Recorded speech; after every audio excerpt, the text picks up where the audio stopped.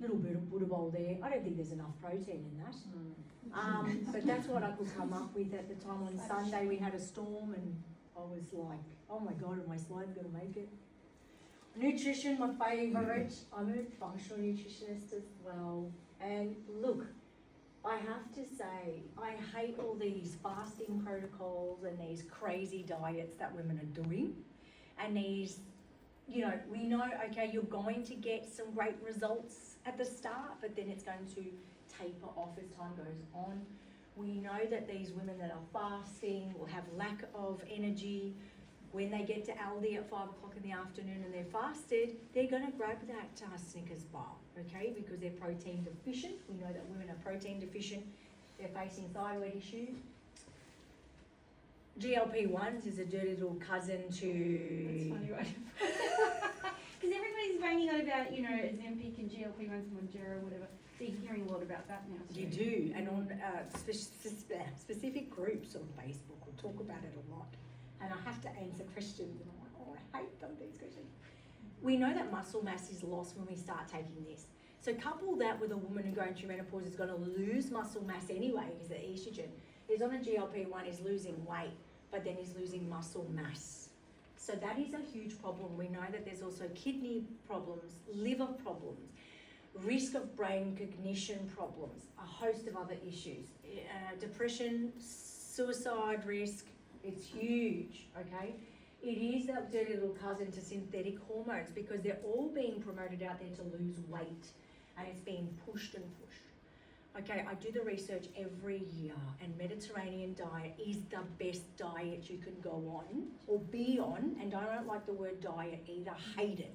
Probably from the 80s when my aunties and that were standing on they're getting their weights done and whatever, it was a whole diet thing. So you've got your phytoestrogens from your legumes and pulses and lentils that you need to take in.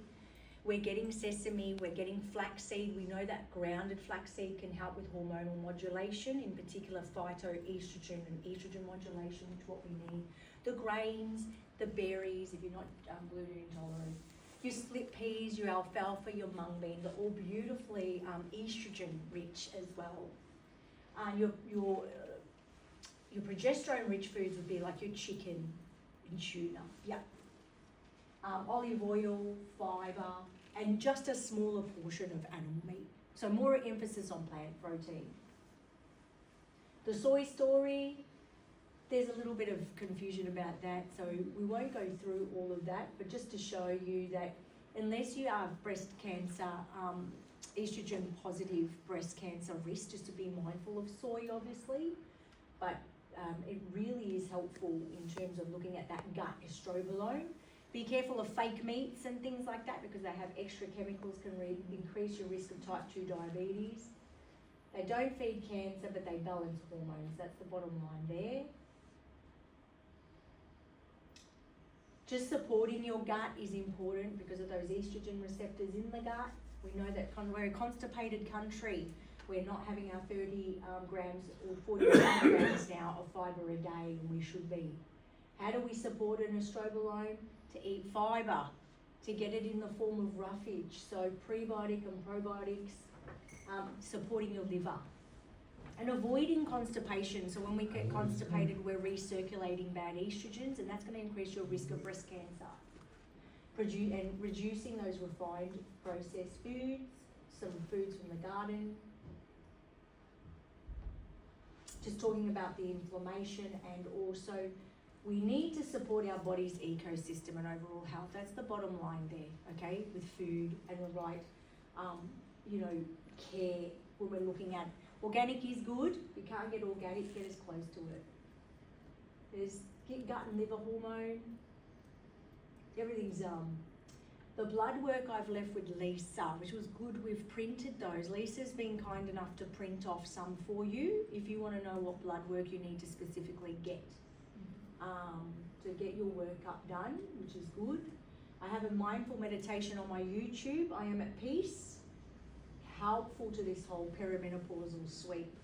A lot of health issues are being overlooked by general practitioners, and they're saying, oh no, it's not anything else, it's just perimenopause. So make sure you speak to your provider and get the information you want.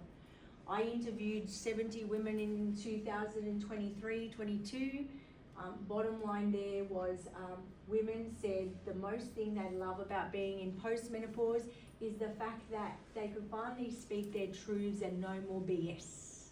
I loved that. That was such a huge part. That was such a beautiful group of women. No more good girl syndrome. Good girl syndrome gets you sick. I'll do another talk on that. I love that one. I'm just going to be at the expo.